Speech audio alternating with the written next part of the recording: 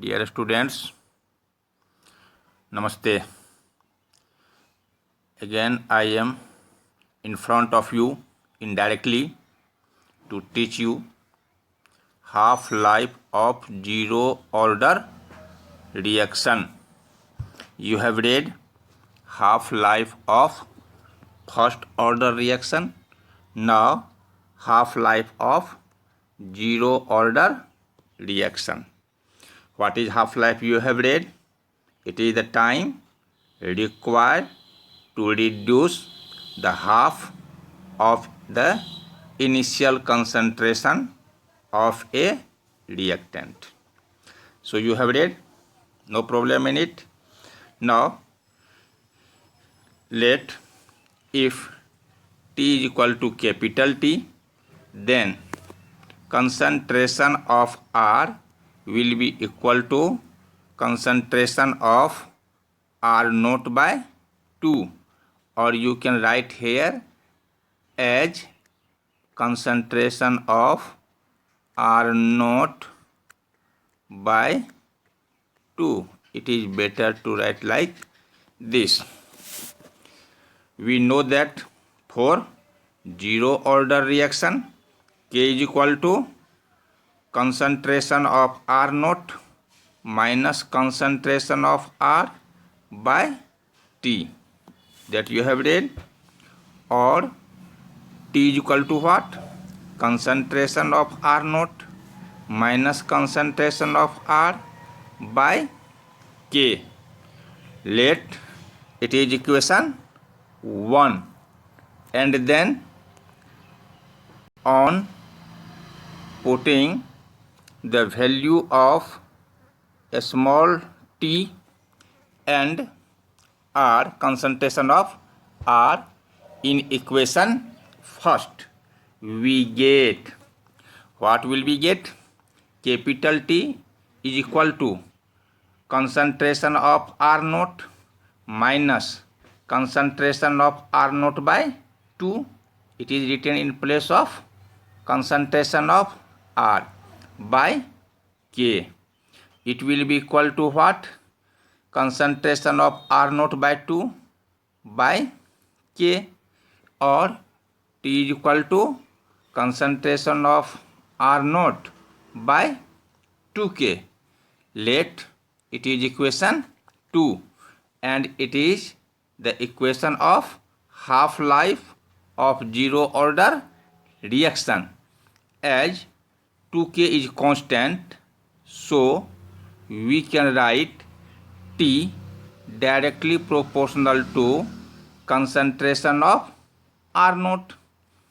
Since 1 by 2K is constant, means half-life period of zero order reaction is directly proportional to the initial concentration of the reactant, as change is negligible in it.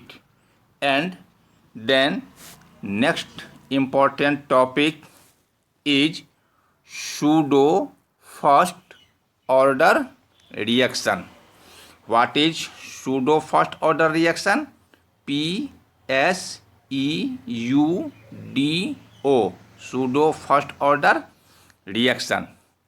It is the reaction which is not unimolecular reaction.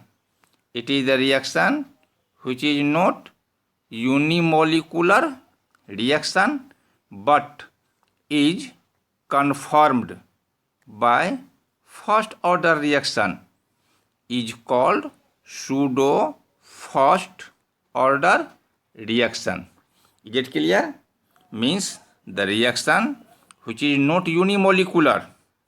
It means the number of molecules of the reactants may be 2 or more than 2, but never will be 1, and hence that is not unimolecular reaction. And order of reaction is 1, so that is called pseudo first order reaction. For example, hydrolysis of ester It is an ester. Name of this compound is ethyl acetate.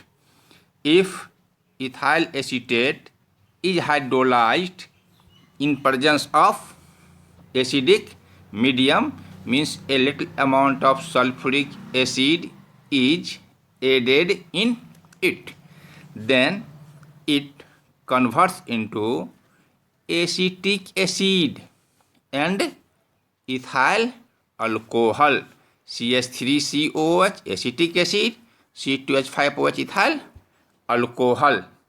And here the number of molecule is 2, but only one molecule undergoes a change. So order of reaction is 1, but molecularity is 2, and hence it is called pseudo first order reaction. Other examples are hydrolysis of sucrose, C12H22O11. It is commonly known as sugar. When it is hydrolyzed, it converts into glucose and fructose. Molecular formula of glucose and fructose are same, but structure differ from each other. You have read structures differ from each other. How can you say? How can you say it differs from each other? Because glucose consists aldehyde group, while fructose consists ketone group. So here number of molecules are 2, that is sucrose and water, but only sucrose undergo a change, so order of reaction is 1. Other KClO3, when heated in presence of manganese dioxide, it converts into potassium chloride and oxygen gas. Potassium chlorate only undergo a change, and hence order of reaction is 1, while molecularity is 2. One is potassium chlorate, other is manganese dioxide. Now difference in between order of reaction and molecularity, means what are the differences in between order of reaction and molecularity. First, order of reaction and then molecularity. First point, it is the number of molecules, means order of reaction is the number of molecules whose concentration is changed during the reaction, means only those molecules are counted which undergo a change. It is molecularity. It is number of molecules whose concentration may or may not change during the reaction. For example, hydrolysis of sucrose, ester, potassium chlorate also you have seen. And next point is zero order reaction is possible, but zero molecularity is impossible. Third point, order of reaction. It may be whole number or fractional, but molecularity is always whole number. Fourth, all the first order reactions may or may not be unimolecular reactions, while all the unimolecular reactions are first order reaction. For example, KClO3, if heated, it converts into KCl plus 3/2O2. How many molecules here undergo a change? Only one. So order of reaction is 1. In case of molecularity, ZnCO3, if it is heated, it converts into ZnO plus CO2. Only one molecule take part in chemical reaction. So molecularity is here 1 and order of reaction is also 1. And if potassium chlorate is heated with manganese dioxide, then order of reaction will be 1 but molecularity will be 2. Next point, fifth point, all the bimolecular reactions are not second order reaction. For example, KClO3, if heated in presence of MnO2, converts into KCl plus 3/O2, 3/2O2. So what happens here? Molecularity is 2, means it is bimolecular reaction but not second order, it is first order reaction. Just like all the second order reactions are not bimolecular reactions. For example, 2KClO3 plus MnO2 is equal to 2KCl plus 3O2, not 3/O2, only 3O2. So what happens here? Number of molecules are 3, 2 potassium chlorate, 1 manganese dioxide. So it is termolecular reaction but is confirmed by second order reaction as manganese dioxide does not undergo a change. Next is factors affecting the rate of reactions. Following factors affect the rate of reactions. First, concentration. How it does affect the rate of reaction? Concentration affects the rate of reaction if reactants are in liquid phase, not in gaseous phase. Rate of a chemical reaction is directly proportional to the concentration of the reactants, that is are directly proportional to C. What does it mean? Rate of reaction increases with increase in concentration and decreases with decrease in concentration. Next is pressure. How pressure affects the rate of reaction? Pressure affects the rate of reaction only when the reactants are in gaseous phase. It affects the rate of reaction only when it is in gaseous state. Rate of a reaction is increased or decreased with increase or decrease in pressure according to Le Chatelier principle that you have read. For example, N2 plus 3H2, it converts into ammonia gas. What happens here?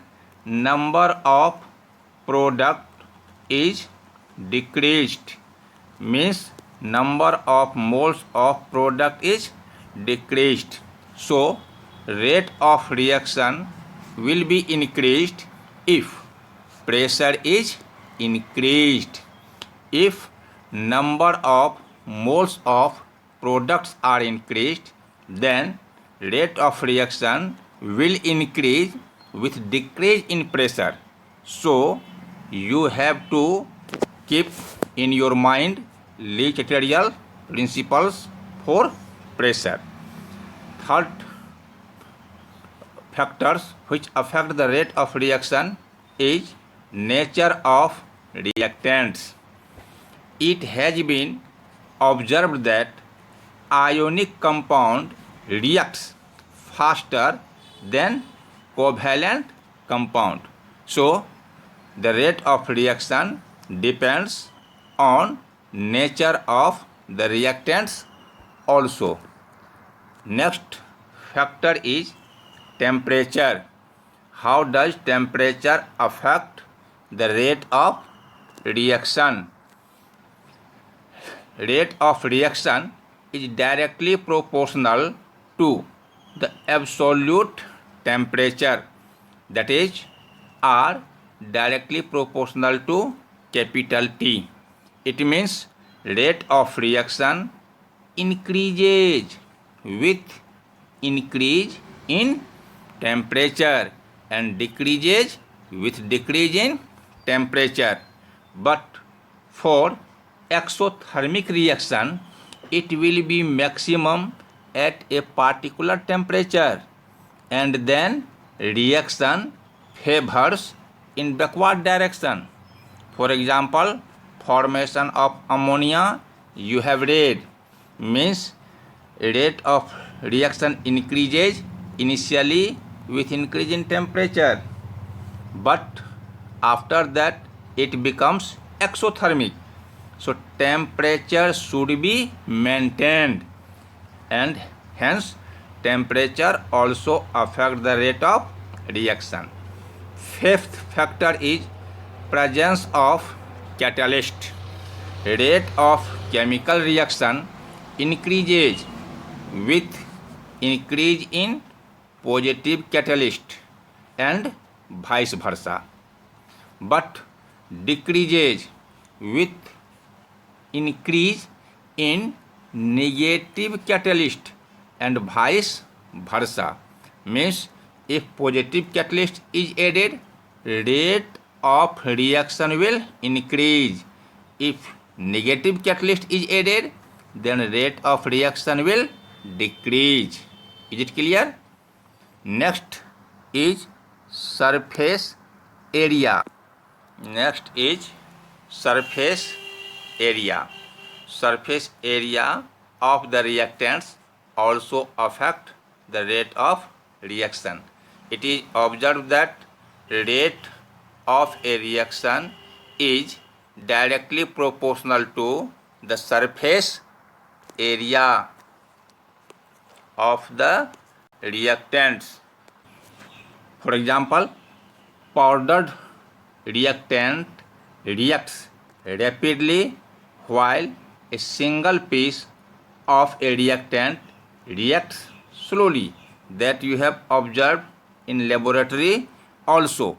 If a reactant is in powdered form, then reaction takes place rapidly. If that is in single piece solid form, then rate of reaction is slow. And last factor is radiations, and it is the factor which affects only if reaction takes place in presence of light. Some reactions occur in sunlight only, so the rate of the chemical reaction increases with increase in radiations and vice versa. For example, photosynthesis of carbohydrates. Photosynthesis of carbohydrates, you have read in biology. What happens here? During the photosynthesis, carbohydrates converts into oxygen and carbon dioxide.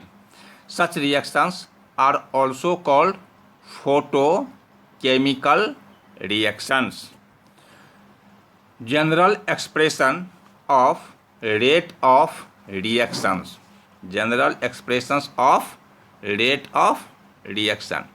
Let a reaction occurs as M1A plus M2B is equal to N1C and N2D, where A, B are the reactants, C and D are the products.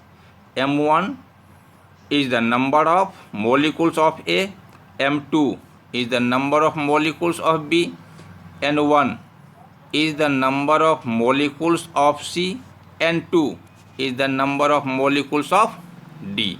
Here dx by dt will be written as minus 1 by m1 d concentration of A by dt is equal to minus 1 by m2 d concentration of B by dt.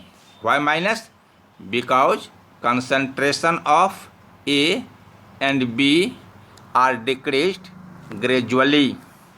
It is equal to plus 1 by N1 D concentration of C by dt is equal to plus 1 by N2 concentration of D by dt.